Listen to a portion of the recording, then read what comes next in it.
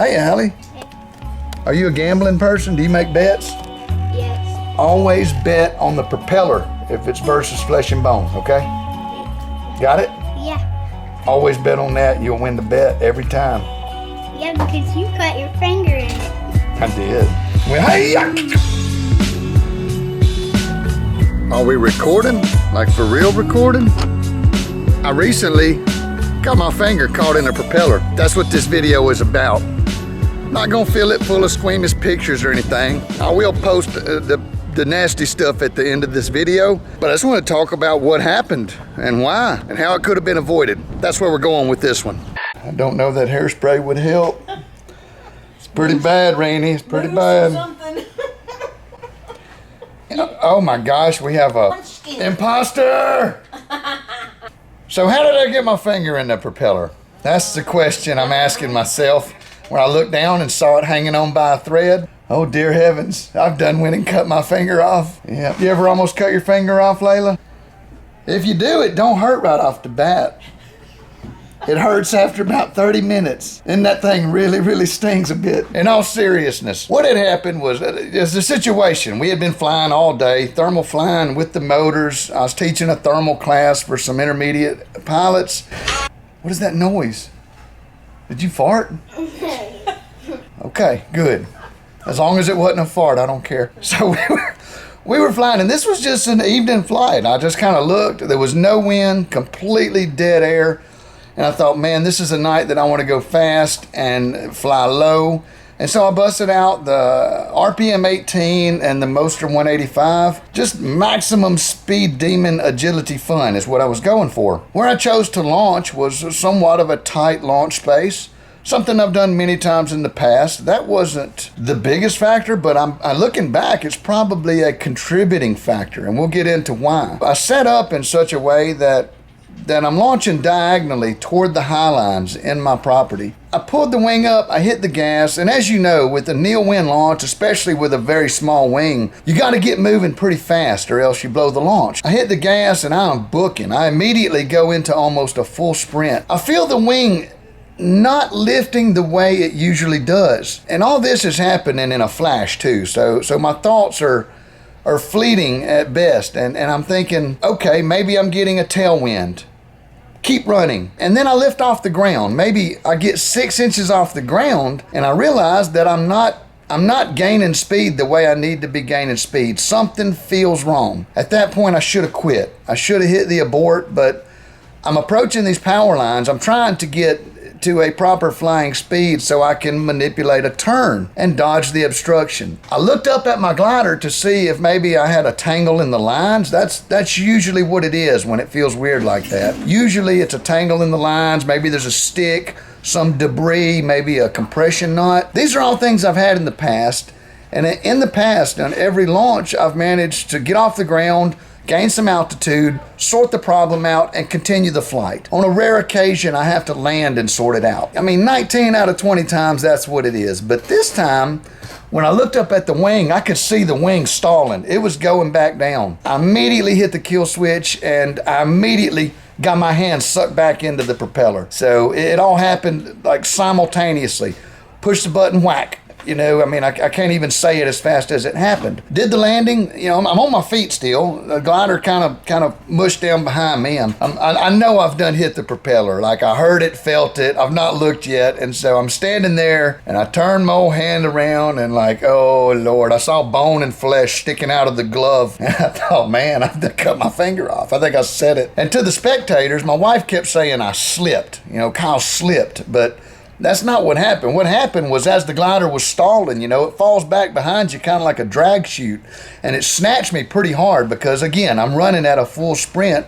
Actually, I was flying. I was just come off the ground. It was a just off the ground flight. Technically, I was not touching the earth when all this, but when it did stall and I hit the kill switch, it had this like parachute effect. Like it snatched me hard backwards. I managed to maintain my feet and get back up on my feet. To the bystander, the observer, the casual observer that's not realizing what's going on, it looked like I had my feet snatched out from under me, you know, kind of like a clothesline. Who invented the clothesline, Rainey? Do you know? I have no Not a wrestling fan? Layla, you around? No, she don't know either. But that's kind of what the appearance looked like, was a clothesline move. Looked down, saw that my finger was damaged, and so I'm like, well, super glue's not going to fix that. I probably need to go to the emergency room. As soon as I dismounted the unit, I was careful not to break what was left of it off. So I slipped out of the harness, set the motor down, and I'm immediately walking towards the ice chest. At this point, I think I have a full amputation going on with the pinky finger. I'm like, well, you know, the glove caught the finger, so I've still got it. Maybe they can sew it back on. I don't know. I'm pretty sure I'm in for some kind of a medical ride. I go straight for the ice chest. Being a healthcare professional, I know that the first aid measure for an amputation is to take the amputated part, if you can find it, put it on ice, wrap it up so that it doesn't get wet. Now, you don't want to put it in ice water, but, you know, wrap it up in a dry dressing, put it inside of a, you know, an ice cold container of some sort, and bring it straight to the hospital with you. Most of the time, they can salvage it if you do it like that. There's quite a bit of time that the thing will last, that they can sew it back on and put it all back together. The people with the fine thread, they can take care of that. And it won't be dark anymore. Okay, interruption over. Where was I at? Oh yeah, first aid, amputation. Take the part, put it on ice, not in ice water, and bring it straight to the hospital. Maybe they can save it, maybe they can't. At that point, I thought I had a full amputation, but it turns out I did not. The actual extent of the injury, everything basically from the bone up is gone. Call it like a gunshot wound, like a bullet would have done as much as a propeller. There was actually no damage on the propeller. It survived the incident without even a scratch. Propeller versus flesh and bone, propeller wins every time. Make that bet. If you're taking that bet on the prop. Right, Layla? Do you gamble? Do you make bets on stuff? No? You can evacuate a room with this camera. Just start pointing it at people. It's almost like it's a handgun or something. I'm not going to point it at Rainey, though. She likes to be censored. You may hear her voice, but you may not see her on the internet.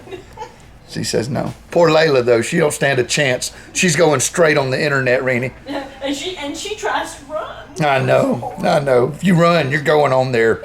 Just so you know, welcome to the Kylo Show. So what could I have done differently in this situation? You know, the one far-fetched thing above all the rest is as soon as I realized something doesn't feel right, stop, abort the flight. You know, the abort button is there. You push it. It's just, don't be afraid. I wasn't afraid. I just gotten in this sort of groove when things felt funny. It's usually because it's a little line tangle. I didn't realize that what was going on was I had a line wrapping up in the propeller, and you can see it in the aftermath photos. There was a line getting winched in. That's what was causing the wing to get sucked back and go into this stall configuration. Obviously, at some point, other lines got involved, but at the very beginning, there was probably one line involvement. I don't know which it is. As far as looking at damage on the glider, I inspected it yesterday in moderate detail. I was still training and I didn't have a full amount of time to give it a full every inch per inch inspection, but I did find a black mark on one of the lines, and I kited the wing, and the wing was kiting good and everything was intact. Basically, the wing's flyable. There's not enough damage on it to make it, be a grounded situation. Do you name me, Miss Lena? Yeah. And the students, I got them to take photos of the aftermath. So I'm going to include those in the video here. When I started walking toward the ice chest, and I was like, hey guys, will y'all put my gear up? I got to go to the hospital. But take pictures of it before you do, just so that we can look at it after the fact and maybe make some determination about what went on. Just at a glance, within a fraction of a second, I saw that the hoop had been Pac-Man'd a little bit, and I knew that is a 100% indication that you got a line in the hub, and it reels in across the hoop, and if you don't stop it quick enough, it'll just keep sucking it in. The hoops don't stand a chance against that paraglider line. That stuff will just pull right through it all the way down to ground zero. I was able to stop it just within a few inches. I did a repair on the machine by taking the hoop and bending it across my knee. Hey, Allie. Hey. Are you a gambling person? Do you make bets? Yes. Always bet on the propeller if it's versus flesh and bone, okay? Yeah. Propeller wins. Got it? Versus the earth wins. Versus finger and bone, propeller. Got it? Yeah. Always bet on that. You'll win the bet every time. Yeah, because you cut your finger in it. I did. It doesn't hurt. Do you realize that? It went. Went, hey, right? How did it slide? What finger was it? It was that pinky finger. You see that metal coming out of it right there? I got a little piece of metal. You could. To keep it together? Yeah, it goes all the way down into the bone. I got some other metal sticking out. You see that piece is hanging out there? Where? You see under the, touch it. Ah! No, just feel you can feel the metal parts under the bandage there. You feel that?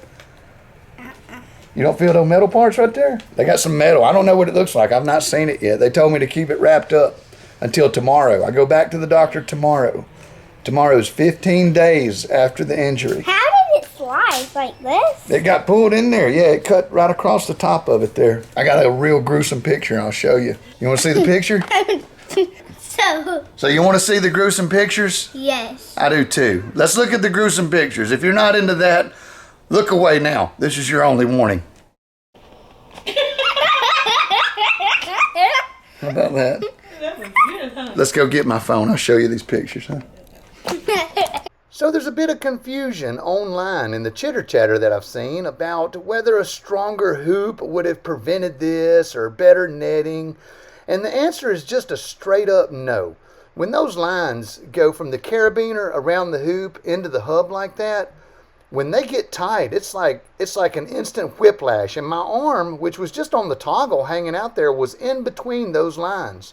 And because it was there, when things went tight, it slapped it right back. There's no fighting it. You can't fight the paraglider lines. They'll slice right through you, right through the hoop, right through the netting. They're just too strong. That material is too strong. That's ultra high molecular weight polyethylene. There's not much breaking it. I mean, a propeller will break it, but the cage, the hoop, there's no paramotor out there that would be able to withstand a bundle of paraglider line getting reeled in at the hub. So the type of frame, the type of hoop, the strength of the cage of the netting, that is all inconsequential. There's nothing out there that could stop that. So just to educate you on that one. Now, because my arm was in between it when it finally tightened up, whackety whack, there goes the pinky finger. Now, it's kind of hard to tell from the video, but I think the line that initially got tangled up was one of the center rear lines, because the glider wasn't pulled hard to the side. It was basically straight over my head during the launch process. As it reeled in, obviously there were some other lines that got involved toward the end there. And the only damage on the lines that I could find was on the left tip steering line about 4 or 5 feet up. Now that could have come from at any point rubbing on the belt or the hub, but I may never know the initial line involvement. But this is what shows in the video. This was probably the biggest damage to the glider. It was a small burn on the leading edge. This could be fixed with just a sticker, just a piece of tape. Some cell tape will cover that up, no problem. The rest of the glider looks good. I'm not hesitant to fly it and do whatever I want on it from here on out. But and to be thorough, I wanted to share this with you here. Small burn, probably as it come forward. Now the next set of images are where it starts to get gruesome. Look away now if you're a little queasy. This was all pictures from the initial injury, from day one. This was the x-ray they did right when I got to the emergency room. You can see it basically crushed the bone. And I'm actually missing some bone. I found out yesterday there's bone that's not there that's supposed to be there. This is the, it was just sort of dangling. You can see some bone hanging out of the wound there. It turns out it's relatively clean. And I've got some pictures coming up from today that I'm going to take and put at the end of the video just to show you the healing process and the fixator that was put on there. Yeah, this is one that the ER doctor took. I had him text it to me later where it was kind of folded out. And he ended up sewing it up. And then the next image here was just a few stitches to put it in place so that I could get over to the OR and have them do like a surgical cleansing of it. They put me out and cleaned it up. And then they did another surgery and put these pins in. Oh yeah, check this out. When your friends type your prescription labels and they know you love tacos. Fun stuff. So Carly, come on. How do you think I could have prevented this? Not be stupid. Don't be stupid. Advice. Don't do drugs. Don't do. I didn't do drugs either, though. First, not second.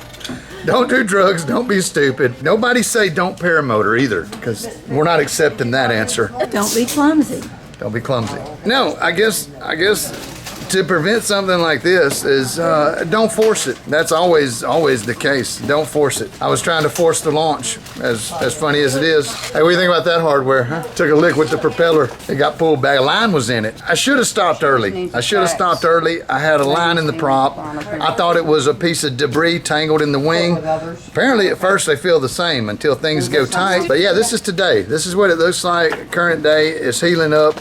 They said the pin sights look good. I don't know if you can see. Is it focusing? I suck at making videos. My apologies. This is the worst content on the internet.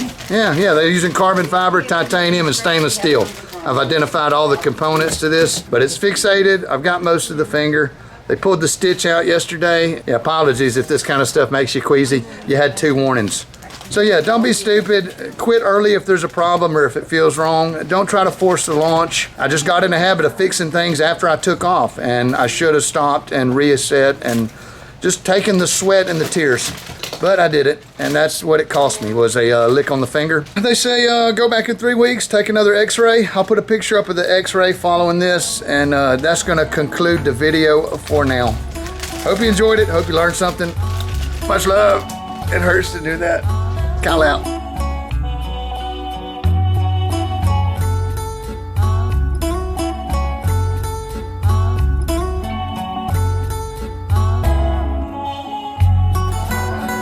Just look at it and go, oh, like that. I'll do the same. You got it? You good? That's perfect.